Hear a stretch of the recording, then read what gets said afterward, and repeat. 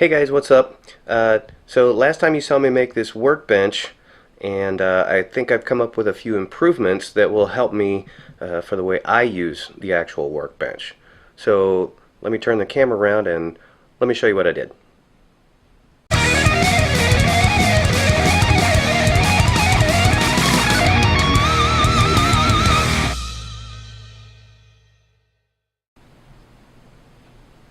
Okay, so I'm going to be using the workbench as an outfeed table primarily.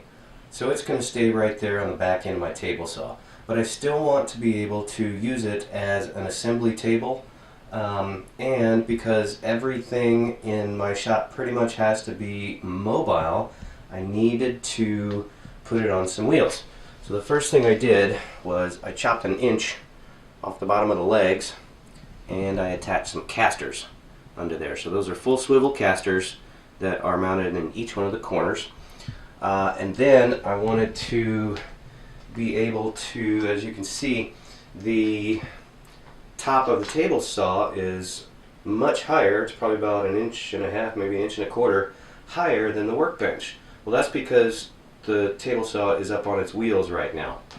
So I took the old sort of outfeed table thing off, cut it off, and mounted it to the side. So now I have sort of a side extension, and the whole thing can now roll around. But if I want to use it more as an outfeed table rather than just an assembly table, or when I'm not using anything and I move it out of the way, I have attached these little knobs right there. And let's see if I can get a better angle on it. I don't know if you can see it, but there's a little slot. So there's a slot in the leg of the workbench for that bolt to slide up and down. So if I need to move it, or when I'm going to lower the table saw and use it as a table saw, I simply unscrew that. And I unscrew this one just to loosen it up. And now that will allow the workbench, let me come around to the other side of the saw, that will allow the workbench, when I push the wheels down, it will actually allow it, see if it'll show up from this side. There. Now, it is only about, you can see now how it's about 1/4 inch lower than the top of the table saw. So it works great as an outfeed table. And now you're saying, well, yeah, but now your miter slots are lower than the outfeed table. Well, that's okay. So I'm going to use something that's going to require those, then I'm going to have it up on its wheels anyway. And I don't want to put slots in the top of the workbench because it's only 3/4 inch plywood.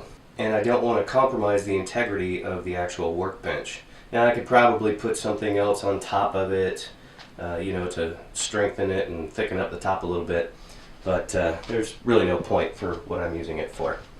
So anyway, those are the two things that I did to make it more mobile.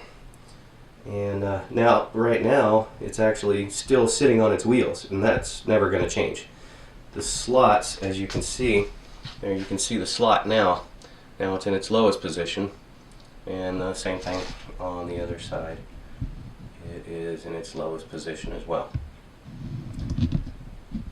So there you go. That's my little update to the workbench that I made out of 1 sheet of plywood, and I'll leave a link to that video in the description below.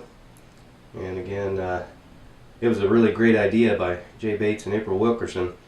But I just wanted to modify it a little bit to suit my needs. So what do you think? I think it turned out pretty good, and it keeps everything nice and mobile.